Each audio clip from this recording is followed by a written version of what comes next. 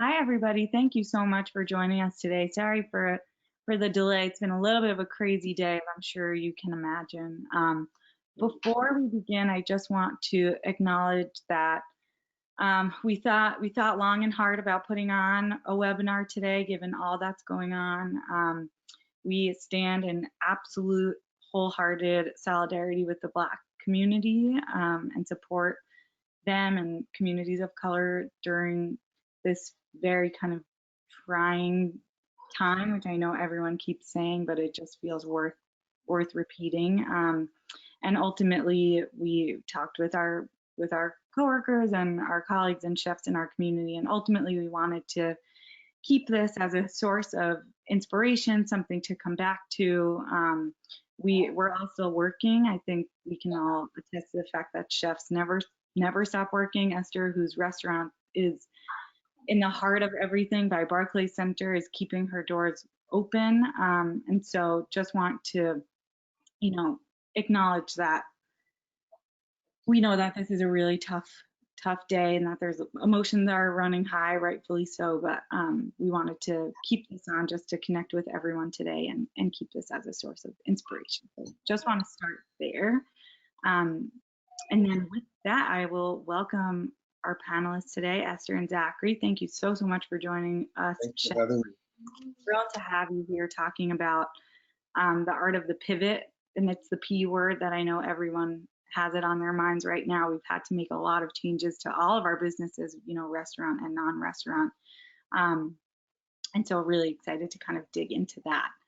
Before we do, just want to clarify that none of this should be in place of any kind of legal advice. What is legal in New York, where Esther and Zachary are located, might not be legal where you are. So just be mindful of that. And keep a note of your kind of local policies to see what's possible for you. We're going to save questions for the end. You can do that using the questions function. If you're having any technical difficulties, my colleague Ashley is, and thank God for her, is on managing that. So just write us in the questions function if you are having any trouble seeing or hearing, and she'll get to that. And then any kind of live questions for the Q&A, we'll leave that for the end when we moderate that. All right, so with that,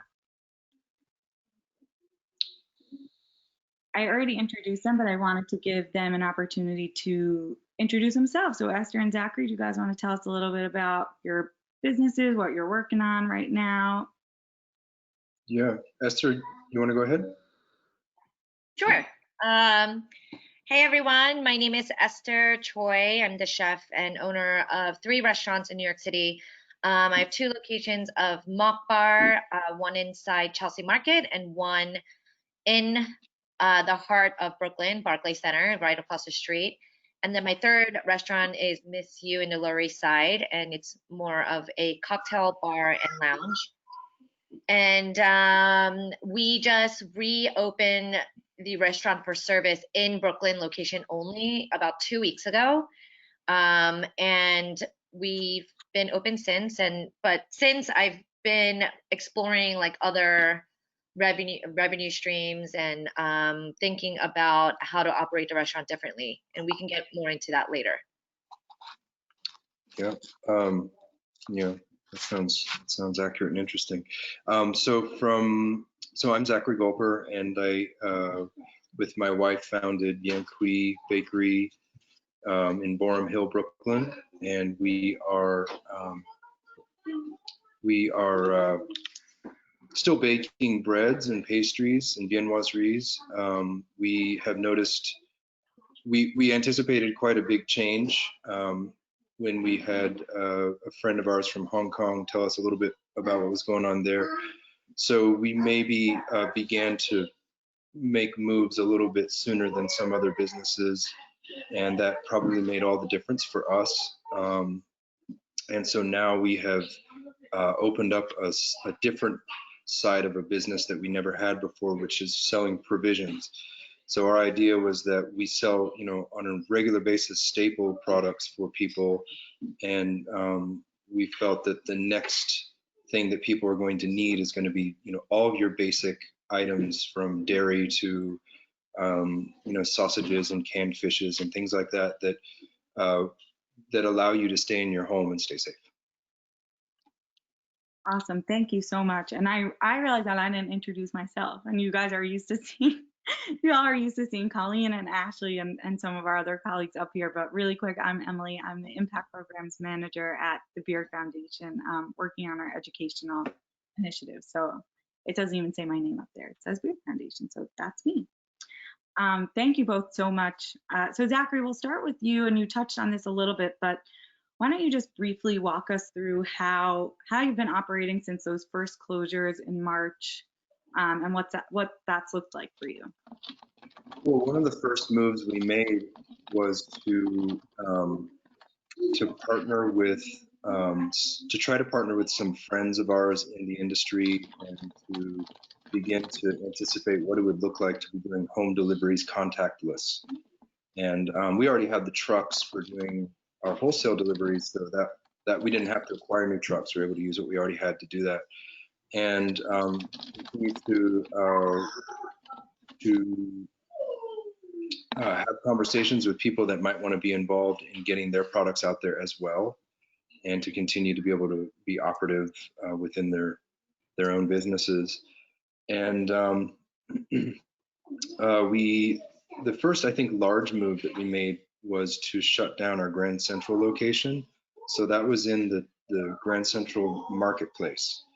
And if you can visualize, if you've never been to that, you can imagine, I'm sure, what a Grand Central marketplace is. Just people, elbow to elbow, that are shopping for who knows what, chocolate, fish, vegetables, spices, hopefully bread. And so that made sense to be, the first thing to shut down, because it just wasn't ethically, in our favor to continue to try to get people to show up there to get products that maybe we could deliver to them.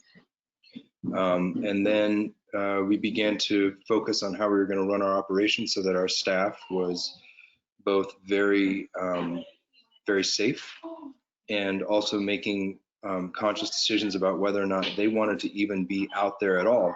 Some of the members of our staff had relatives that were living with them that may have been elderly or have compromised immune systems, or one of them, his wife is on cancer treatment medications. And so we encouraged our staff passionately to really think about whether or not they wanted to be coming into work, and that we would be there for them regardless.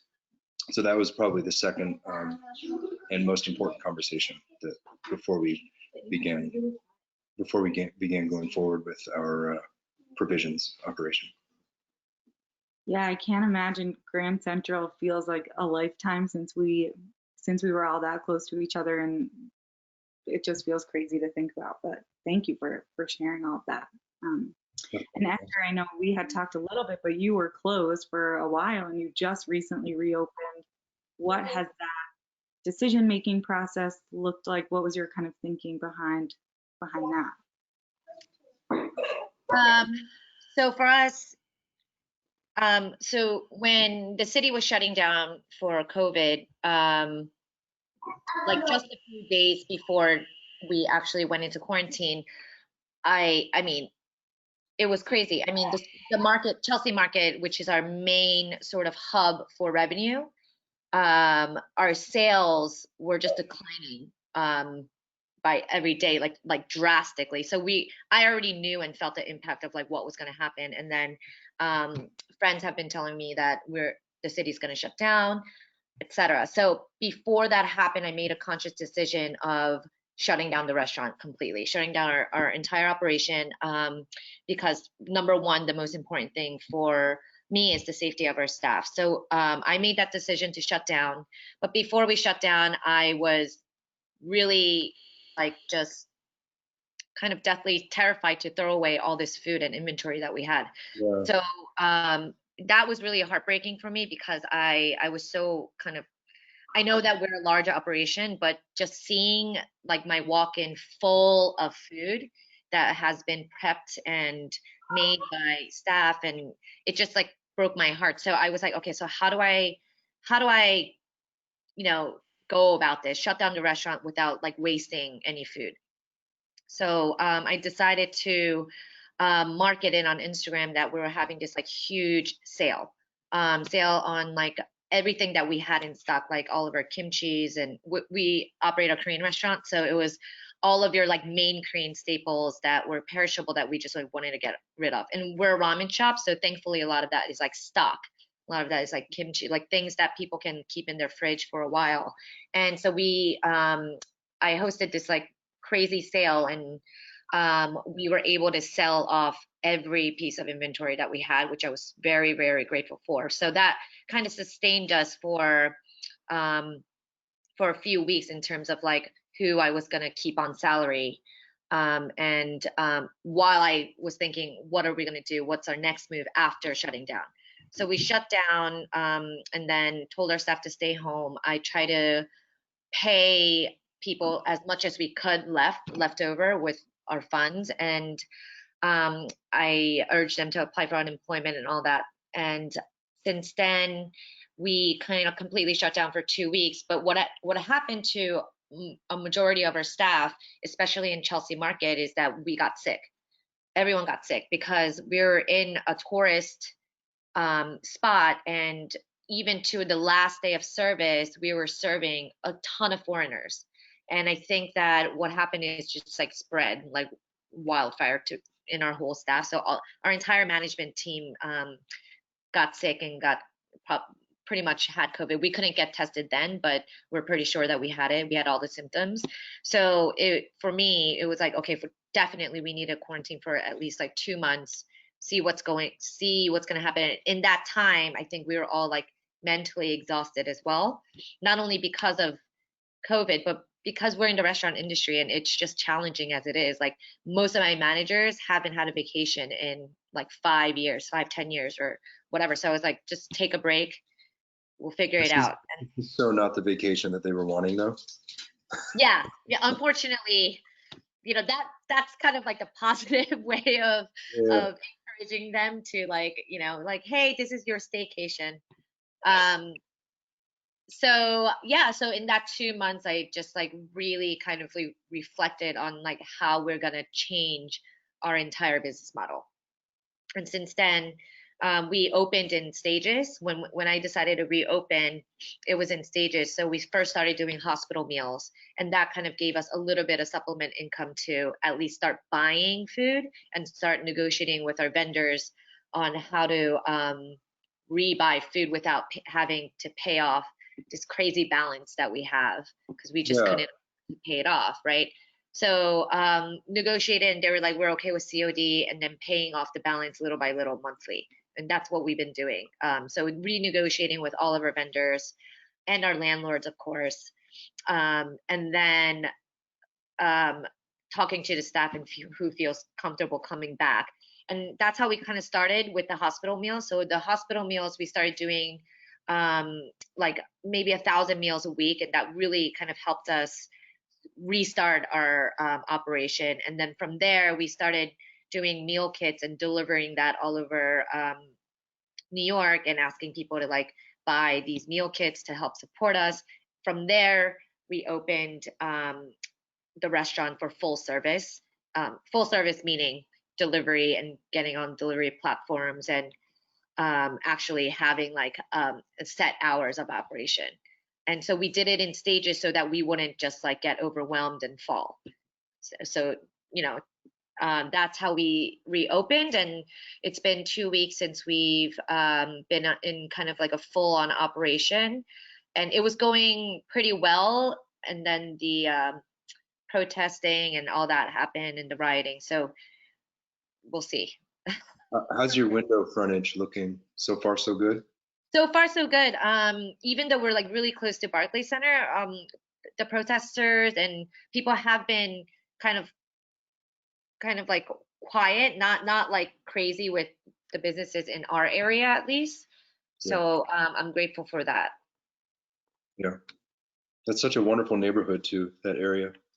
It's like a combination of every single type of person you could ever think of. There's like at any given time in that intersection alone, there's like 7 languages being spoken.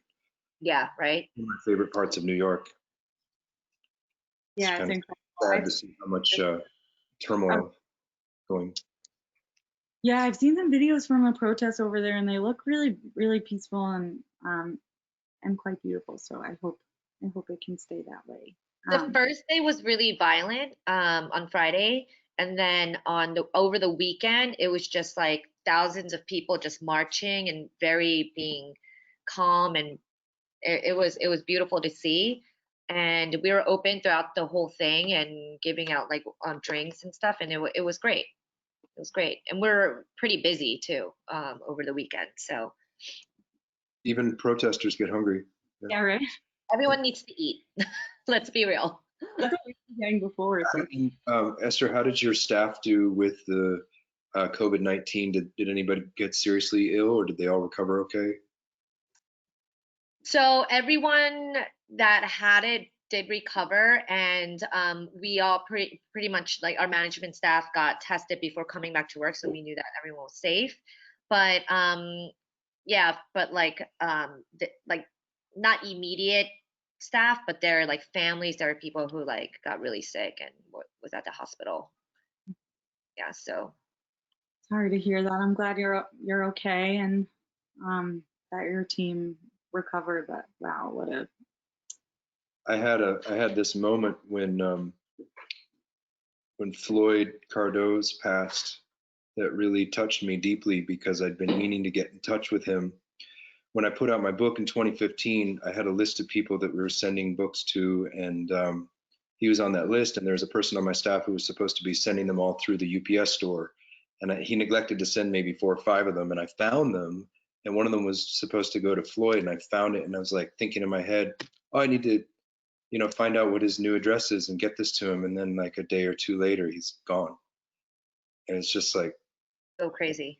it's more than crazy. Yeah, it's just it's I feel like it's touching everybody so personally, and that's why the world is freaking out. Yeah, for sure. It's crazy to think about, how much things have changed and how impacted that we all are, and how the restaurant community. And one of our webinars last week was talking about this a lot, how chefs in particular are the first ones to be there in a crisis, and the first ones to step up and volunteer, and how you all are kind of uniquely positioned to support these vulnerable communities, because we're also used to working and operating in a crisis, but also wanting to make sure that we are, as a chef and restaurant community, making sure we're taking care of ourselves and our staff, and making that space. And we're rushing in to volunteer and help and feed frontline workers, and obviously that's all great, but we need to also look out for each other and stand with each other. So Definitely. Yeah, that was one of the key the beginning, we were like, maybe the safest thing to do for our staff and for ourselves is to just shut this whole thing down, and no one will think the worst of us if we shut down, along with the other tens of thousands of restaurants across the United States, bakeries. But then it just kept coming like waves inside of me, like, no, it's our responsibility to feed people. This is what we do. This is what the bakery is supposed to do. We're supposed to take care of our community. That's what it has done for thousands of years. So why would we stop today? But then, of course, we had to bring it up with our staff. Like, are you guys willing to show up? Right. This is you're risking your health to do this. I think there's no like right or wrong way of how to go about like a crisis, right? Everyone kind of manages to do things in their own way, and every business is different, right? So you just have to find like what's right for you. Yeah, Sure. For sure. So just switching gears a little bit, not that much, but a little bit. Esther, you mentioned that you started doing meal kits. Zachary, was there anything that you changed that was kind of a big addition, or something that you stopped doing or started doing as a result of this, to try to bring in any extra revenue, stuff like that? Oh, well, changing to being a provisions company was immediately a huge shift. So we went from having all the restaurants are closing, so there's like no business. Right. So my entire wholesale operation, actually, let me back up a little bit. We had nearly a year ago, we shut down our warehouse operation for a variety of different reasons, and we're kind of waiting for the next space that we'd be moving into, and we're sort of holding our own at Smith Street. And in doing this whole process, we shut down like 90+% of our wholesale. So we just had a few accounts doing viennoiserie and doing breads for a few accounts. And I'm grateful that we made that move many months ago, because had we maintained ourselves as a larger wholesale operation, we would be unable to have paid our bills during this period. And so we made that move months ago, and then all of a sudden, all of the restaurants in New York are shutting down. So our wholesale operation went from, part of our operation to zero, and then retail sales, dropped immediately as well. So making that change into doing home deliveries was an interesting move. We were still baking, but it wasn't very much food. And then when we transitioned to a provisions organization, we ended up filling our refrigerators again with produce and various different proteins and things. And now my store is once again, the shop, it's like too small for us. We're baking more than we have the oven capacity to bake. We're figuring out how to do it on a day to day. It's a little bit different because it's different products being ordered. So the pivot somehow has had like kind of a boomerang effect, where now I'm in the same position I was in 3 months ago, where I didn't have enough space to bake. I didn't have enough refrigerator space, all that stuff that was going on from reducing from warehouse size production down to retail size production.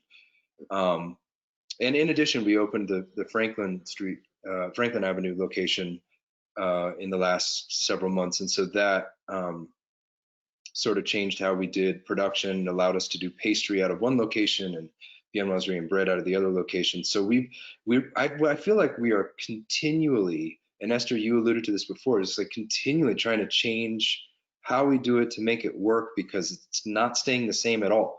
And then now with the protests being, kind of taking over the street and shutting down the passageway for ways for vehicles and stuff, it's changed yet again. And so I feel like this pivot it's a swivel. It's a swivel. Mm-hmm.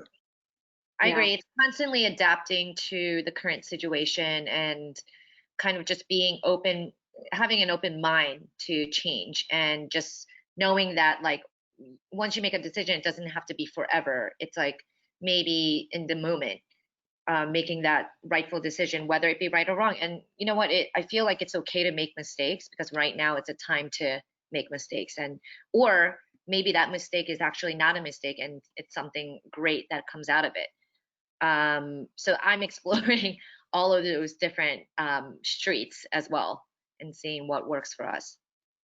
Yeah, that was one of the things that I wanted to touch on next, where it's like some of these things that we've seen people pivoting into grocery or to-go cocktails, which is something that, we don't know for sure, but there's a good chance that stays, at least for the next little while. All these things that we had never done, but now the restaurant industry and restaurant community are being forced to do because we're in this situation, might stay. It might be something that you keep as a core part of your business. Are any of these changes that either of you made something that you're just doing for the short term? Do you see any kind of long-term staying power for those? I do. Do you mind, Esther, if I speak to this? Oh, none at all. Go ahead. Yeah, I have this interesting moment when we started doing the provisions side of our business, where I flashed back to what I knew about my great-grandfather, who deceased 6 months before I was born. So I never had a chance to meet him eye to eye. But he had moved to this country from Poland, and that was during a time when Polish people were treated really badly, like not allowed to live in most neighborhoods of a community, and were given a very hard time opening businesses in any kind of a good location. And he moved, for some reason, he moved from Poland to Iowa. I don't know, he thought that was going to be a good plan for him, and I think it was a really, really rough beginning for his time in this country. And he had been trained as a butcher in Poland, and he came here, and he just picked up his trade and started being, you know, a meat packer right there. And then he met a woman, and they moved to Wisconsin, which is a more an area that's, as many people already know, is much friendlier to Polish communities. So he moved there with his new wife, and they started a family, and he started his meat packing again, and then moved very, very, very quickly into doing provisions. So I realized when this all got started that this is like part of my genetic code to switch over to do something that continues to feed people, yet continues to keep my my craft alive and active.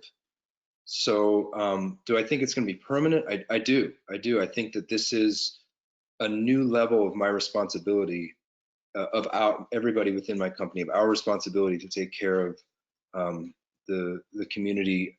We're even, some of the newer projects that we're working on is shelf life testing for various different items that can then have a more have a national reach.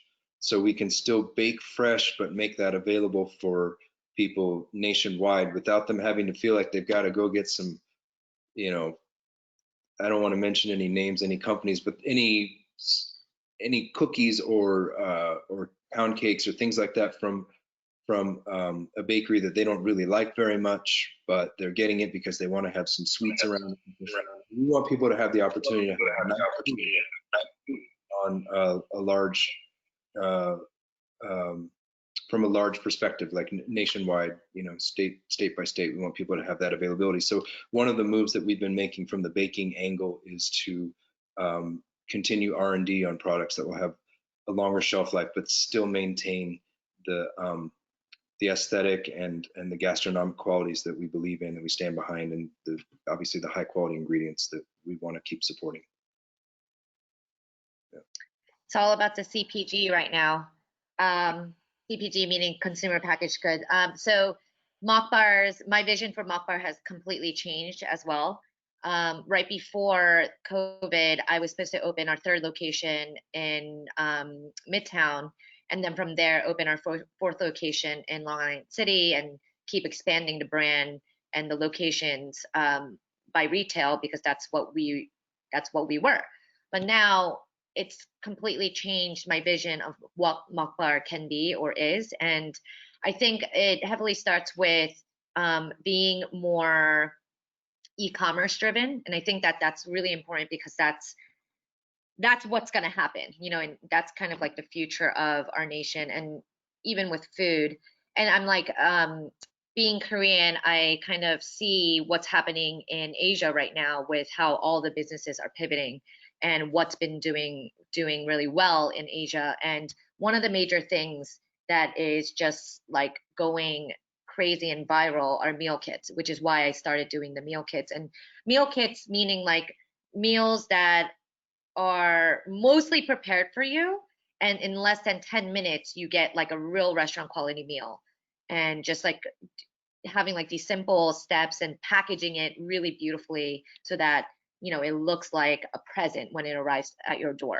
And it's like kind of imagining something like that and doing it here in New York, which I think that people are starting to do it, but like Korea is kind of like very ahead, and the packaging is like so sick. It looks like literally like a jewelry box when it arrives. And then you cook it for like 10 minutes, simple instructions, and you have like a full-on meal. So like that's something we're exploring, and we want to ship it like all over US and the nation. And so we've decided to partner up with Goldbelly to do that. And I feel like partnerships are really important right now, because it's a new way of exploring how you do your business. And obviously partnerships can be very strong, and you can like really help each other thrive in any sense. So like exploring different types of partnerships, I think, is really important. So like Goldbelly with shipping our meal kits, and also I'm partnering up with this other company called Cook Unity, and what they do is they deliver fresh meals all over like 5 cities in the East Coast, and they're partnering up with like chefs that kind of have a strong following or brand, and doing these meals like thousands a week, and helping these chefs and restaurants have an extra revenue stream that way. And they already have like 100,000 subscribers. It's been an existing business, and now they're pivoting and trying to help other restaurants kind of like have a chance to make a little bit of extra revenue. And that will really help our restaurant, circulate through the food, and also pay for more extra staff, and pay rent, and all those things. So we're not making like a huge profit on that, but yet that extra revenue stream will really, really help our operation as a whole. So we're exploring that route, and then also packaging all of our kimchis and sauces, and hopefully taking that nationwide too. That's going to take a little bit more time, but it's still something to explore and expand on the brand. Esther, were you planning to centralize your production into a commissary kitchen? So we did actually sign on a space in Long Island City to go into a commissary space, but we had to just kind of scratch that because it just costs a lot of money to have that without opening all the extra locations. So what I decided to do is use Brooklyn location as that commissary, and that's what we've been doing. So we're converting the entire restaurant. I was just going to say there's been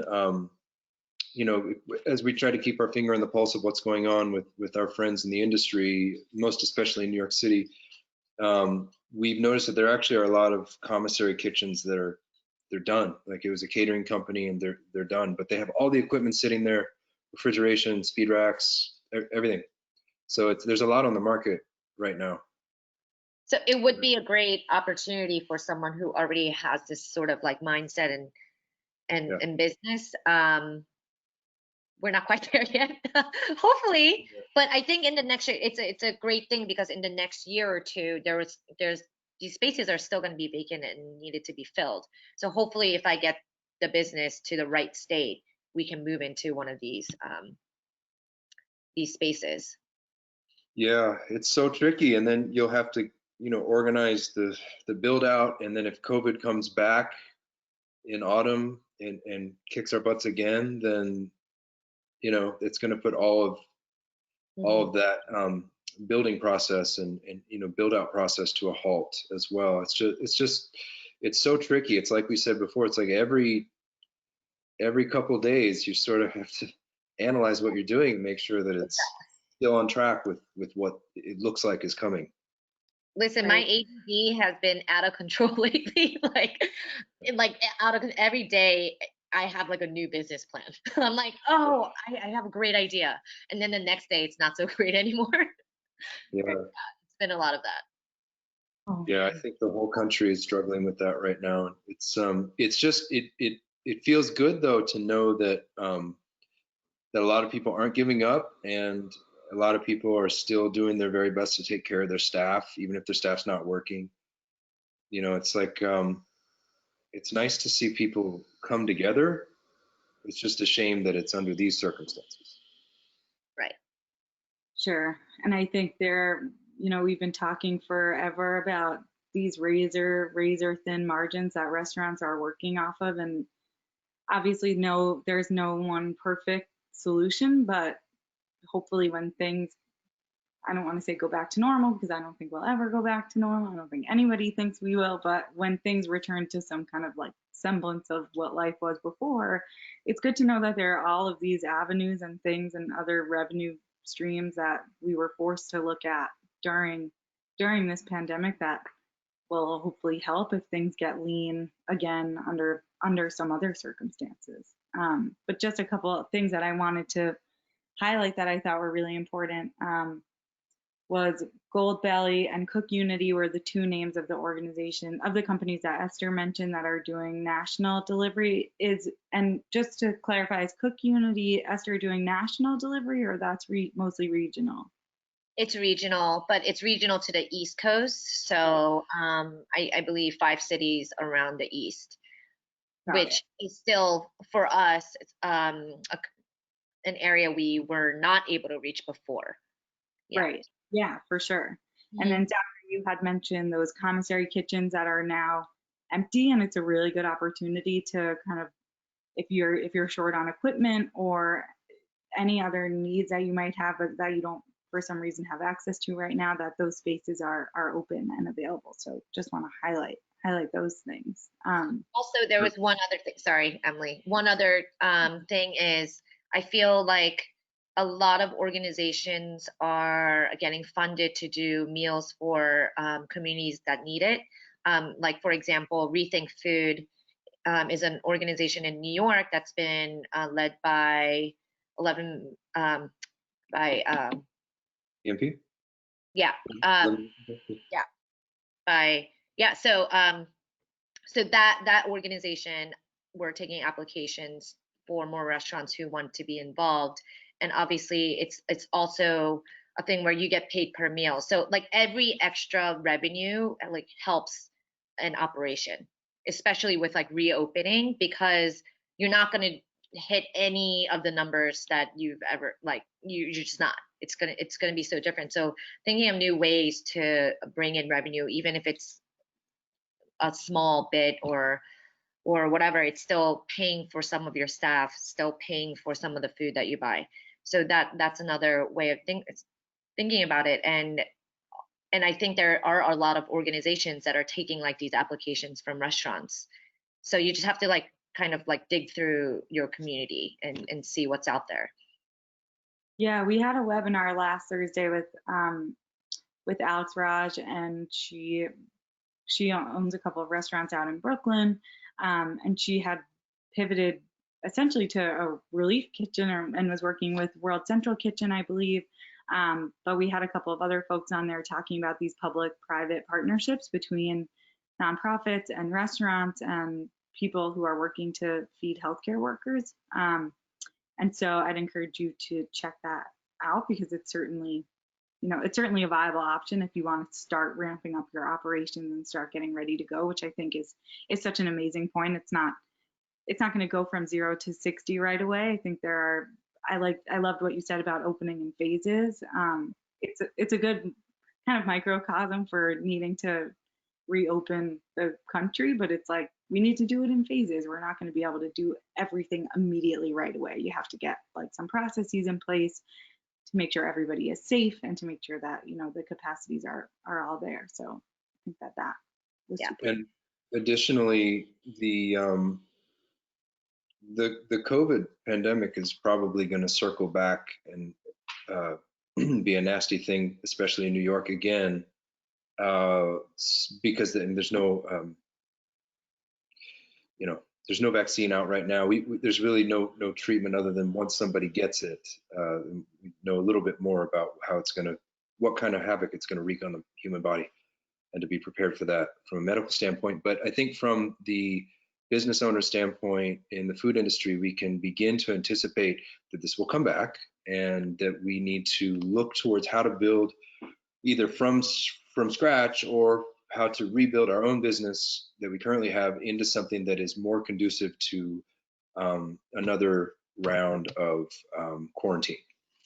And so I think for people to begin to look at it that way, or to begin to convert what was a catering business into now a business that feeds healthcare workers exclusively, you're saying 1,000 lunches or 1,000 meals a week. It could be a lot more than that if you've got the same amount of staff than you had before. There's certainly a lot of healthcare workers that would love to be eating better food than what is ordinarily served in hospitals. But on that note, I think that the bigger picture that I hope we begin to see changing is that if we want to have fewer people involved in the transportation, the production of foods from one place to another, and fewer miles between where food is sourced from and where food is consumed, then I think we need to begin to look at the bigger picture of local sourcing, and not as a buzzword, but as like an actual practical means to keep the human race from destroying our own planet and destroying ourselves in the process. That for millennia, we're farming and eating what we farmed in the region that it was farmed. And I think that making some large pivots towards that this is an opportunity to do that, because if the institutions that are taking care of humans that are undergoing, COVID issues from lungs to brain, whatever it may be, the people that have to go to hospitals are going to continue to have to be taken care of by the health professionals and a myriad of other people that are, Uber drivers, whatever, a lot of different people that are going to be involved in that process. And so if the people that are building their businesses now to accommodate that problem coming back are able to focus on where they're sourcing their food from, I think it'll make a big financial difference for the local farmers that are doing their job. And I think it might open the floodgates for that if people are willing to, really try to almost exclusively source from within their region through contactless delivery. Yeah, and as like you were saying, a practical hygienic method to source food. I think it's such a great point, and then not unintended, but something that you might not think about immediately because it's not a part of the talking points when we talk about sourcing local. We aren't talking about the hygiene, but now that this message of safety and hygiene is underscoring and will be underscoring everything related to food service and beyond, I think that's a really interesting point. Awesome. So I definitely want to make sure we leave time for questions. But really quickly, something that I just like to ask, because I think it gets pushed off a lot of the time, and I touched on this a little bit earlier, but I love for each of you to talk a little bit about what you're doing to take care of yourselves right now, how you're staying sane, any kind of like self-care practices, meditation, anything like that. What are you all doing about that? Esther? This is gonna sound weird, but I've just been like cooking a lot, and it sounds weird because I am a chef, and that's what people think that I do all the time. But actually, it's not what I do all the time because I'm running businesses. So I started my businesses because I love to cook, and I'm a chef, and I want to be in the kitchen. But what happened throughout the years is that like I was just getting pulled in so many different directions being an entrepreneur. So I've kind of had to step out of the kitchen, and I haven't been able to cook as much as I wanted to. So one great silver lining that came out from this was that I was back to the stove, like cooking every recipe that I wanted to cook in the past like 5 years that I couldn't do it. Like, making something that takes like 8 hours and maybe takes literally forever to do, but I always wanted to do it, that kind of thing. So I was doing a ton of that when I was in quarantine, but now I'm back at work. So I'm literally working 24/7 now. So yes, I'm kind of back to Coffee. You're back on coffee. Yeah. Schedule Yeah. Yeah, I'm back to like maybe I should take care of myself again. Yeah, I just been working a ton, so yeah. And it's not perfect all the time, obviously. I was on Instagram while you were cooking everything and just like watching you in your home kitchen, and it really, you could feel how excited you were to be doing that, like how much love, like it seemed like I don't feel like I was watching with an old friend, which sounds I mean, it's been a really long time since I was able to do that. Like just cook because I just want to, just because I love the art of cooking, and like that's a luxury. It's a luxury to be able to do that. You could feel it for sure. Zachary, how about you? It sounded like you have some kids at home or something. Yes. Yeah, I would say I don't know that I've dealt with it that well. I mean, there have been undulations of some really challenging moments where it just felt like the world was kind of falling apart, and I was pretty grouchy about it. And I think there was a nice moment where my kids started saying the same grouchy things that I was saying. And I was like, oh, okay, I am affecting them in a very deep way. And it almost immediately I had to sit down with my wife and we talked about it. And we're like, if we're going to sit here being nasty and grouchy, then we're going to make ourselves miserable, and we're going to make our kids probably even more miserable and maybe even traumatized from watching us be so angry. And then I think as we began to make moves towards the business being something that was taking care of the larger community as a whole, then the sense of doing what we're supposed to be doing, what we've always supposed to have been doing, was actualizing. That seeing that happen, it calmed me down a lot, and then it allowed me to begin to focus more on my kids. And I would say I'm closer with my kids based on all of this happening in a really good way. I'm closer with my kids than I ever thought I could be. And it's not peaceful. It's actually kind of chaotic and difficult, but it's just loving. It's full of that joy that I think you're supposed to have. I think that's the reason people have children. And I think my kids are walking away with some really important information, especially right now with what's going on with the protests and stuff. This is very hard, but it's really real. And I wouldn't say I've found my Zen in all of this, but I would say that we're seeing the silver lining. Yeah, I think it's impossible to be so zen all the time. Like, I don't know how anybody is doing it, but I know for chefs in particular, it's hard to take care of themselves when things are normal, let alone when things are, so crazy like this. And any little win is like immediately amplified and magnified when chefs are doing it. So thank you so much for sharing all that. Absolutely. Yeah, at least I know for me, I've been playing some video games. A lot of single player shooter games tend to calm me down a little bit after a crazy day. I've been getting into American country music from the 70s. I never saw that coming, but that's like my new thing. I love that. All right, so I'm gonna open it up for questions because we have about 7 minutes left. You can do that using the questions function, and we will monitor those coming in. And it looks like I see one about grants for women-owned businesses from Allison.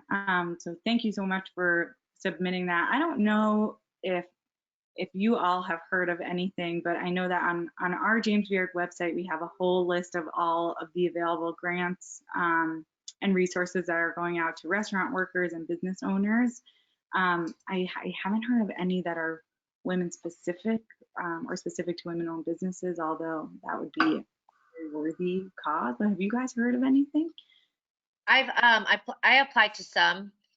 There were a lot of like independent businesses and like even like celebrity types, but all business.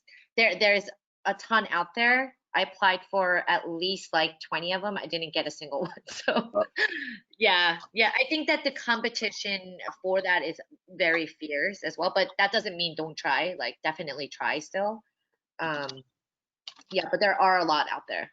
I have applied for quite a few of them.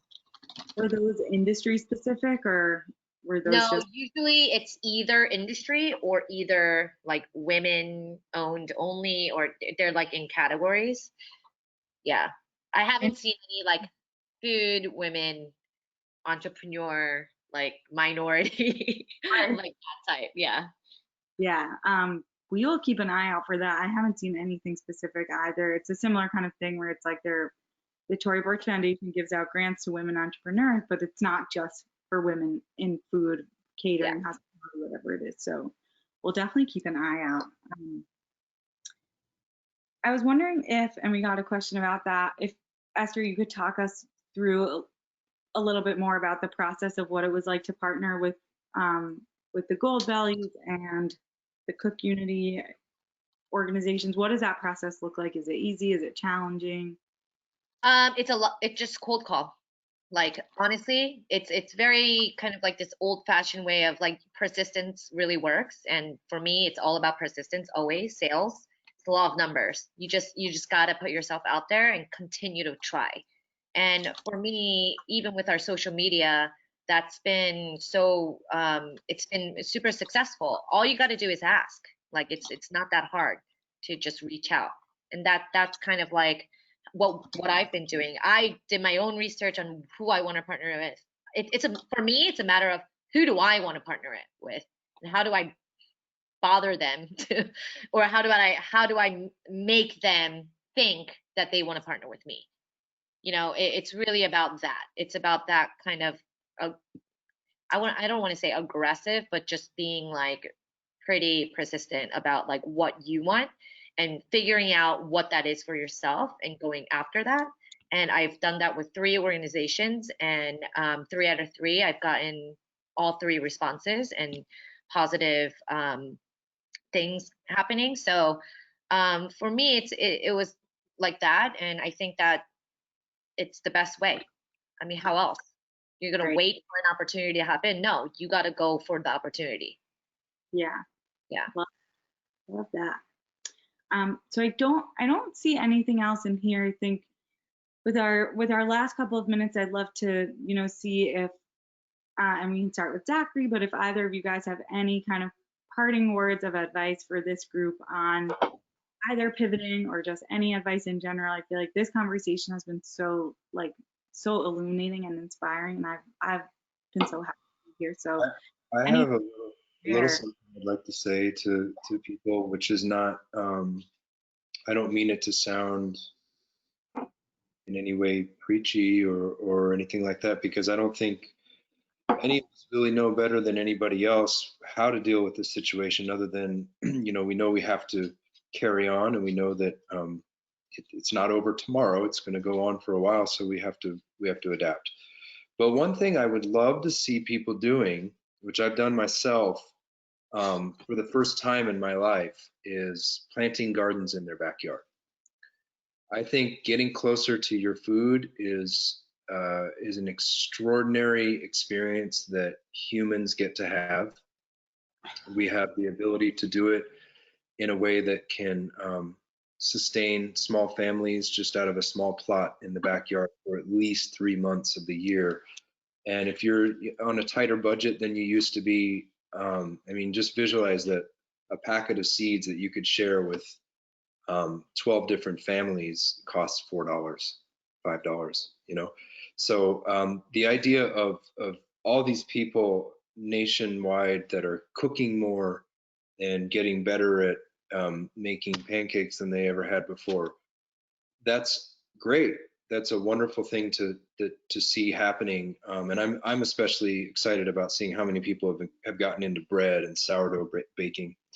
But I think that one other step that most of us can put in, maybe not so much in New York City because we have limited space, but most Americans have some little plot of land that they could get to. And I think it'd be really nice if, like people did post World War I, where all of a sudden everybody in the United States had a garden in the backyard. And that was one of the ethics that my great grandmother passed on to me, that I maybe took for granted for many years, but then it sort of circled back, and it was like, oh, well, she did that for food security. She did that because that's how she ate, and she was able to eat, 6 months out of the year from almost primarily from her backyard. So anyway, long and short of what I'm trying to say is I would really strongly encourage people to start a garden. I mean, it's going to be therapeutic. It's going to smell nice. You're going to be touching the earth, and you're going to be watching plants grow and having that interaction with them as they grow, and then they become your food. And I think that's a really special relationship that makes being a human being special. That's so beautiful. Zachary. Yeah. I really wish that I could do that, but I live in an apartment in New York, and it makes me like more sad right now. Start a little herb garden, a little, But it's like it's sad. by I get 6 no light, so it's just like my herb garden. Like they hate me for even bringing me to this, for me bringing them into this environment. And it breaks my heart every day that I live in New York and I can't like plant a garden literally. Yeah. But that's very beautiful. Yes, everyone should plant a garden. I agree. I guess like for what I would love to say is that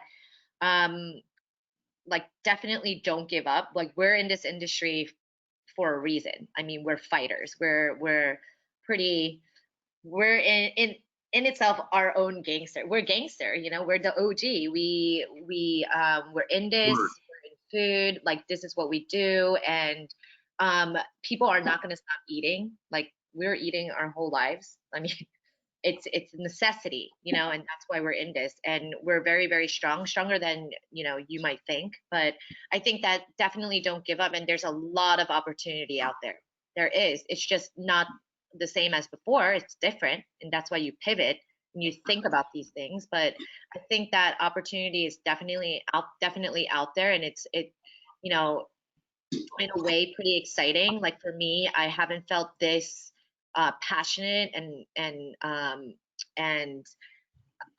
just so energetic about my business since I've started 6 years ago. When I first opened the restaurant, when I was reopening Mokbar, that's how it felt. I was like, oh my gosh, this actually feels like 6 years ago when I opened my first restaurant ever, and how scared and nervous I was, but also like so excited for the future and what can happen.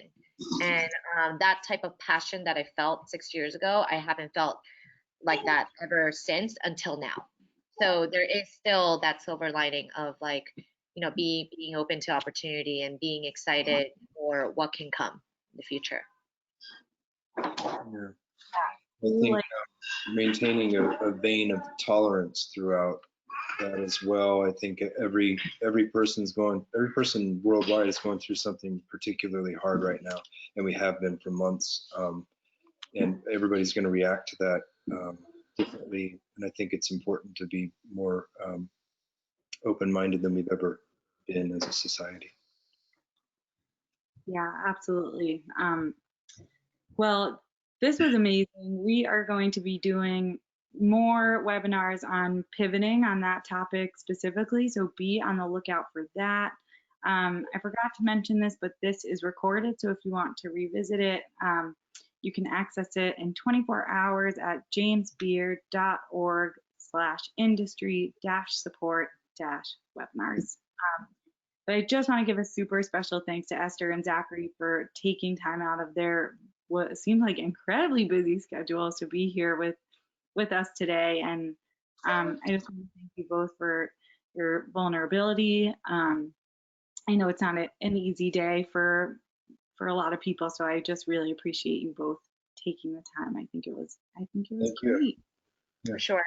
Thank you for having us. Yeah. Oh my God. Pleasure. Thanks everyone for joining us. We will see you on Thursday for another webinar. Ashley, her camera isn't on, but thank you for running the tech behind the scenes. And thank you everybody again. We will talk to you soon. All right. Bye. Bye.